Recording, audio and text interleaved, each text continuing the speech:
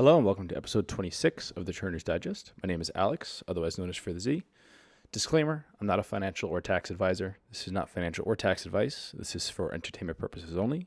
Please enjoy. Shout out to Kung Fuer and Cleed for the Cleed tier on the Patreon, patreon.com/Turner's Digest. We have a referral page in the show notes with some referral links. Intro music is by Sweaty Lemon, my brother's band. Link in show notes as well. We have two new members of the Patreon, one being Just Keep Swimming, and the other one requested to not have themselves shout out, but thank you regardless. You know who you are. And speaking of those two that joined, Just Keep Swimming had a question about Albert and just asked for some additional information, and I provided them with an older but still relevant write-up I did about Albert. This is from 2022, published January 30th, so almost 2 years ago. Wow, that's actually a long time. I didn't realize it was that long ago. But if you're interested in reading that, please do. It's in the show notes. I just detailed my use case for it. It's a bit outdated. It doesn't include the recent updates that I shared about you being required to have Genius to even have an account. And in order for you to cancel Genius, your account balance has to be 0, which is a bit of a pain. But I'm currently going through that whole process and seeing if it's viable. So I'll give updates probably next month when I have to empty the account and close it out again and message support. For today's updates, it's a little bit of a shorter episode, but I wanted to get something out regardless. So without further ado, we'll just dive in. Recently, Dr. Credit shared that Dunkin' Donuts is making changes to their rewards program. So this is published on January 10th.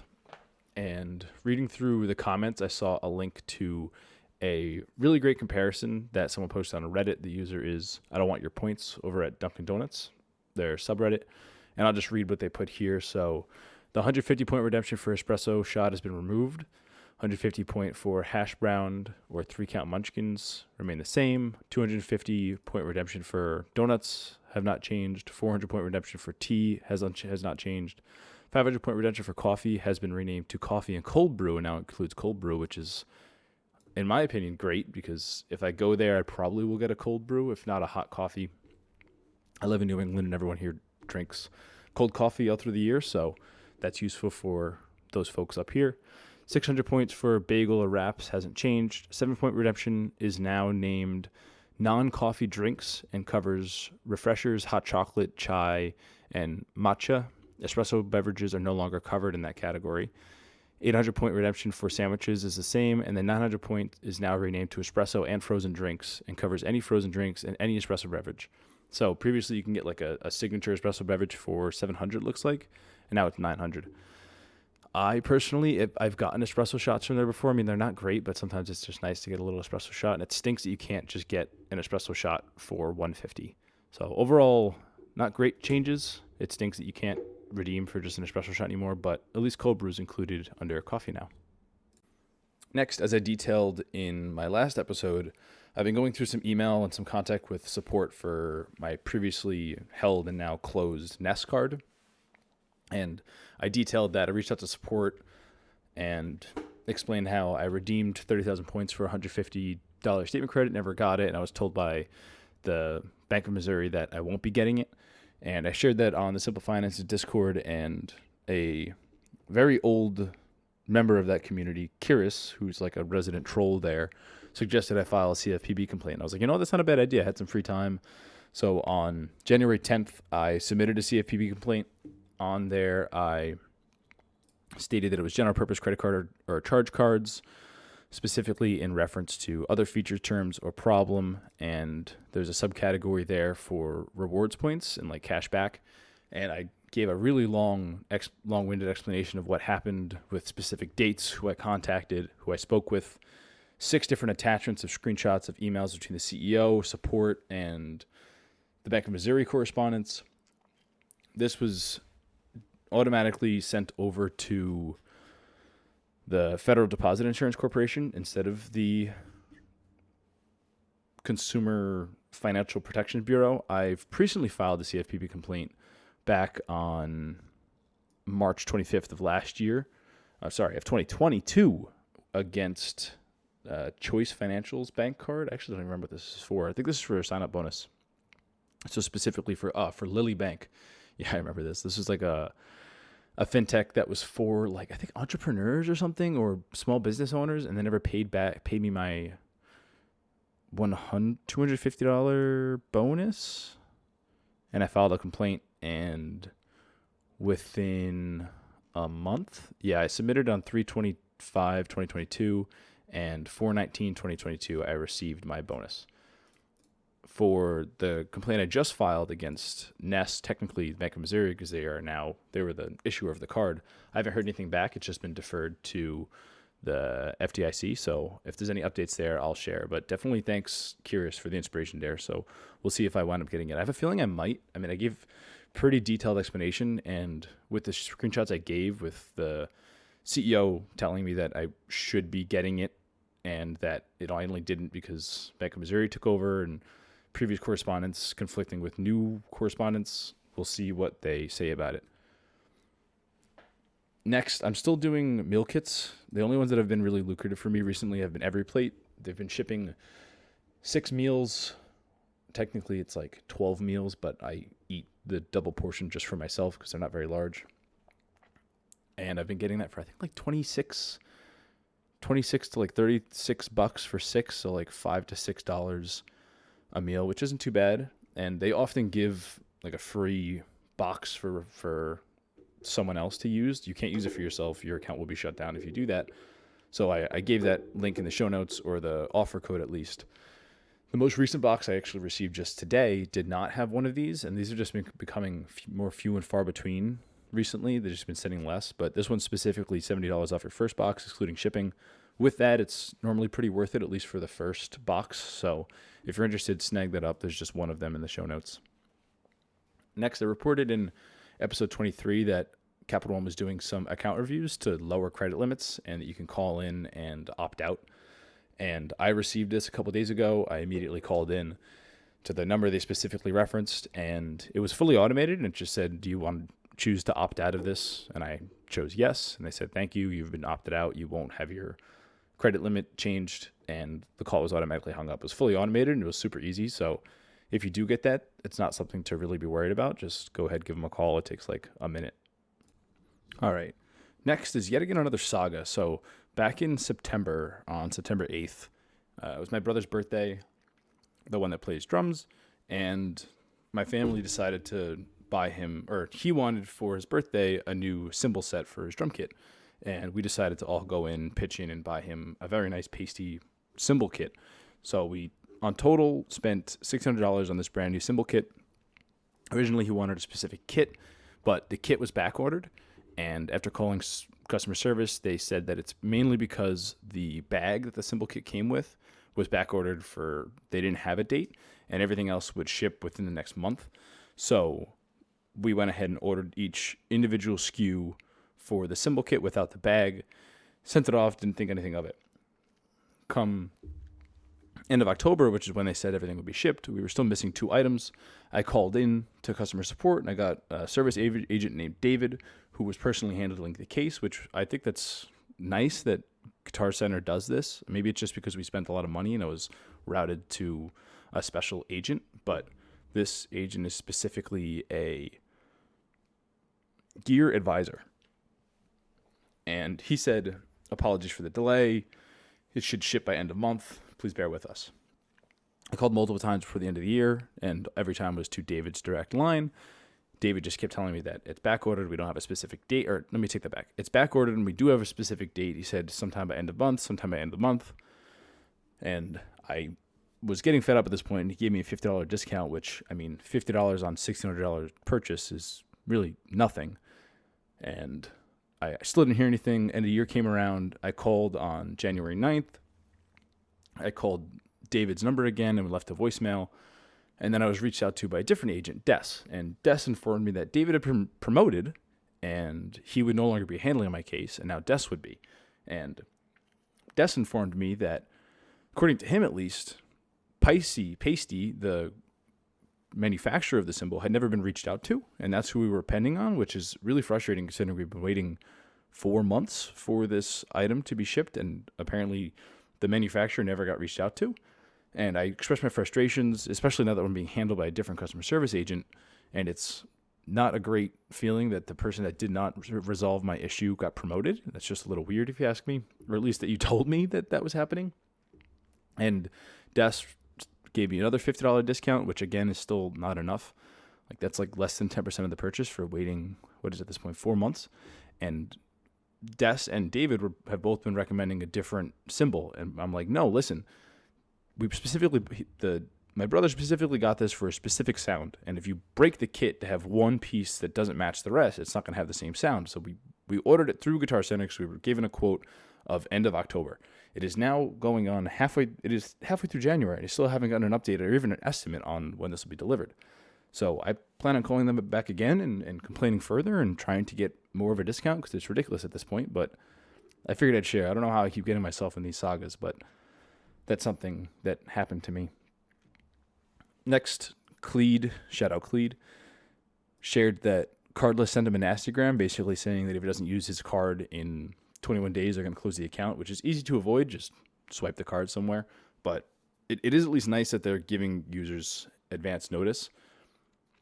And if you remember back to the H. Bradley saga, they just started closing mass accounts. This was before they announced they were shutting down entirely as a bank, but they just sent out inactivity credit card shutdowns, which is not a great way to handle it. So at least Cardless is sending advance notice of 3 weeks.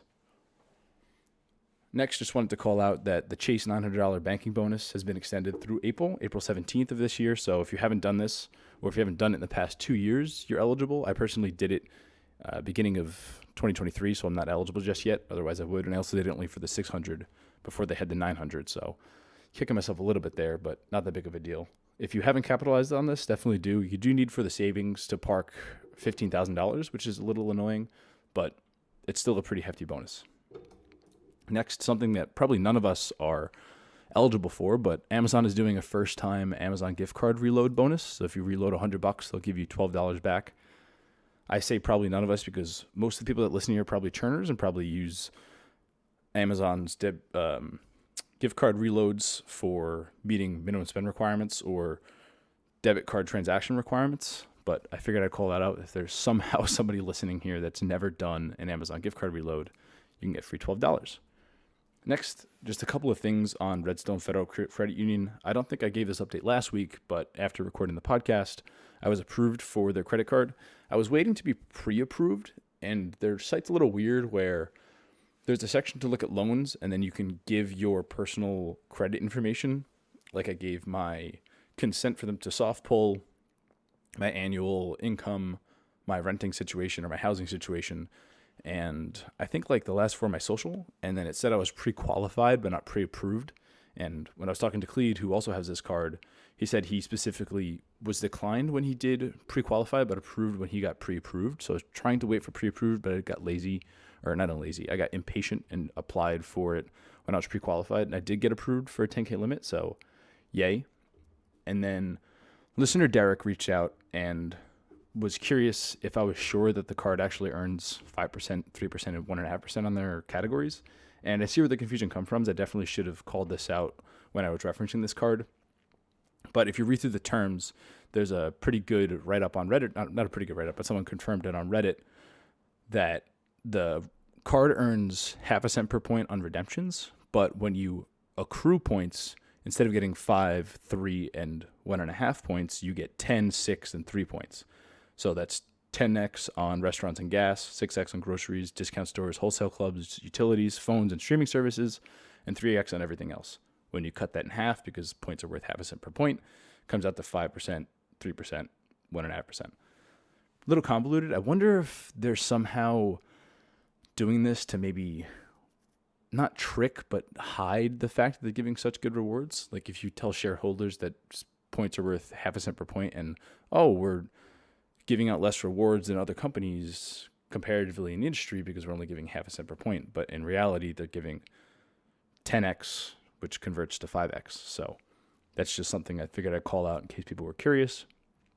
And then while I was browsing Reddit recently, I saw a pretty decent write-up on Redstone Federal Credit Union. There's not too many people that have this card. It's pretty niche, but some Reddit user mentioned that the UI is pretty outdated. I haven't had any problems thus far, but it does seem like just a standard credit union site. Like they always use the same off the shelf e-banking suite. So it's very similar if you've used other credit unions. And they mentioned it's outdated, but it seems all right. I mean, it is outdated, but it seems fine. It seems to work. And it's a bit clunky according to the user, but they said the customer service is great. And that's an experience I have had with most credit unions in general. Their representatives are usually pretty fantastic. Next, I don't want to just completely yoink this off of Reddit, but I want to give some highlights. There was a legendary post that was posted onto our credit cards, which I frequent pretty often, but normally they don't have too great of stuff. But this was posted by user Ryfie, Ryfii, RYFII, and it's titled The 2024 Hater's Guide to Credit Cards. And they go through and do just about every credit card and do a pretty funny write-up of that, the perspective of someone who wants to just trash whoever has this card. And it's absolutely hilarious. And I put some highlights on the show notes, and I definitely recommend a full read of it. It was a fun, like probably half-hour read for me. It's really long, but some highlights that I saw that I wanted to mention here. For the Sapphire Preferred, they say, you literally cry when someone mentions buying groceries in person. I thought that's hilarious. They have benefits for online grocery shopping. So a lot of users probably, or people who prioritize credit card points and are a part of our credit cards or our churning, will probably resonate with that. Another one was Chase Inc. You have absolutely no loyalty to anything in life. You churn through credit card issuers like you move through relationships. You outright lie about your revenue or income to the bank. You don't wonder whether or not personal spend can go on business cards. You're certain they may. This is very relevant for our churning. A lot of people. There was recently, I think it was a discussion thread where somebody was saying how you can't just open up, or saying that you could just open up a business card without having any associated business with that card. And what I believe was happening in the discussion thread was people trying to make it look like maybe regulators looking at the thread and saying things like, you're absolutely wrong. This is not how this works. This is a tax. You're being a felon. You're evading tax. And I do think a lot of users do open up business cards without real businesses, or people like to say, oh, I sold something on Swappa, for example, and they can open up a business card for that because technically they have a business. That's not super legitimate. I personally tried to open up a credit card for this business, if you want to call it. I technically have revenue because of Patreon, but I did not get approved, and I haven't gone down that avenue again. I personally think you can put personal charges on a business card, but I don't know for sure. And this person just highlighting, a lot of people wonder if you can put personal spend on business cards or not, and just saying you don't wonder whether personal spend can go on business cards. You're certain that it may. It's hilarious. Next was a bit of a dig at Amazon. Every time you check Amazon, you find fewer and fewer brands you heard of. Tassalon stools, 2Now blankets, and Terlulu silverware. But if you're into outsourced production and corporate overlords, I guess this is fine. Let's see, what's another one I wanted to highlight? City Premier. You Google City Strata Update 2024 3 times per week. It's pretty accurate. Credit One, you were probably scammed. Just Credit One, not Capital One. Credit One, you're probably scammed. You might have the basis for a valid legal claim. Next, I have a bridge to sell you. And definitely I plead for this one. Cleed's the only person I know that has a Credit One account. I think he just did it to submit the card images, and I'm very grateful for it. But I don't see any reason otherwise to open up the card. I think there is one card that's decent, but it comes with the annual fee, sort of similar to the City Premier card, where it just has a pretty wide breadth of rewards categories, but it comes with an annual fee. But if you want just one card, it would be a good choice. And they actually did a write-up about Redstone Federal Credit Union. I didn't think it was super accurate, but I just thought it was hilarious that they actually called it out. The one thing from that write-up that was pretty funny was, you live in constant fear of nerfs. And yeah, if this card get nerfed, everybody will just be stuck with a card that's no longer useful. But definitely swing over to Reddit, go to the companion site, and look at the full write-up that this user did. It was a really nice read, so definitely take a look. Next, City Credit Card accounts are receiving a targeted banking offer. So the offer is specifically, where the heck is my tab? $300 bonus after 2 direct deposits of $1,500 $300 bonus after 2 direct deposits totaling $1,500 within 90 days. Valid until, I think it's July. Many pushes qualifies direct deposit. This was posted by user KJMUFC on Reddit. Just thought I'd call it out. I went for a city sign-up bonus in the past, and I did not get it. I think I did the terms wrong, or I couldn't get something to trigger as direct deposit, and I just gave up. So I'm probably not going to go for this, but figured I'd call out. It seems like a pretty decent bonus. Next was a pretty interesting read-up I saw, or pretty interesting write-up I saw in the Frustration Friday weekly thread on our churning about a lawsuit that American Express was going through. Someone was suing because their account got shut down, and they were an old Centurion Black American Express customer, and they originally had the annual fee of $2,500, which was then bumped to $5,000, and they had some complaints back and forth with customer service, and their account was locked, and they're going to small claims court for it for the maximum of $6,000. And it looks like it was settled outside of court, so we won't exactly know what happened, but someone replied and said, super interesting. We need more stories like this. It's basically our training gossip. And I think that's totally true, and that's why I wanted to share it here. Things like this are just cool to read and see what's going on in the industry. Next, for those of you who have a Bank of America Premium Rewards or Premium Rewards Elite card, there's annual credits that you can use. So there's a $100 incidental airline credit, and for the Premium Rewards card, and the Premium Rewards Elite card comes with the $300 for that, and then $150 lifestyle credit. And then in-app, there's like a meter tracker that helps you track throughout the year. And it always seems to reset on January 14th. I posted last year on the Doctor of Credit comments that on the 14th, it reset for me. And then this year, it also reset on the 14th again. So it looks like the 14th is the day they do this. Today's the 15th, time of recording. So go in and use your American Airlines gift cards if you want. That's still working as far as I know. That's what I'll be going and doing. Next, I've talked about Robinhood Gold in the past, but I decided against signing up for it in exchange for Wealthfront for a high-yield checking account. And Robinhood Gold is a monthly subscription of $5, but there's some benefits like 3% match on IRA per year, like a 5.25% APY account, and then some enhanced brokerage benefits. But that used to be $5 per month. Now it's $6.99 per month, which is a harder sell if you ask me. Next, a sign-up bonus that I am going for currently. I just opened the account today. Only available in New York, Pennsylvania, and New Jersey, but it's for Visions Federal Credit Union. There's a $200 sign-up bonus when you direct deposit $500 within 90 days. That would get you $100, and then you activate your debit card. That's $50, and then just sign up for online banking. That's another $50. Then they also do $2,500 worth of credit card funding. And I don't remember if it offered American Express, but I used a Visa card. And thinking back, I should have used my newly opened Redstone Federal Credit Union card, because that is a sign-up bonus of spend $3,000 and get $150 back. Instead, I used my Bank of America Unlimited Cash Rewards card, which earns 2.25%, but has 0% APR until November. So I'm just going to float that $2,500 until then and earn some interest on it and get 2.25%. But I could have easily gotten the sign-up bonus with RFCU. I wish I went back and did that, but I wasn't thinking, and I was just like, ooh, credit card, yeah. But I haven't received my Redstone Federal Credit Union card yet, so I could have waited, but I didn't think of it until after I opened the account. And then last thing, I just wanted to say that I booked in my second Europe trip for this year. It'll be sometime within April and May. I'm going to London, Prague, and Amsterdam. Currently, our plans are to hopefully see a premiere game while we're in London and just bounce around a bit and enjoy ourselves. Same crew as last year, and as always, I'll be doing a travel write-up, probably a dedicated episode discussing my travels. If anyone has any recommendations for those 3 countries, London, Prague, and Amsterdam, I'm definitely open to hearing anything.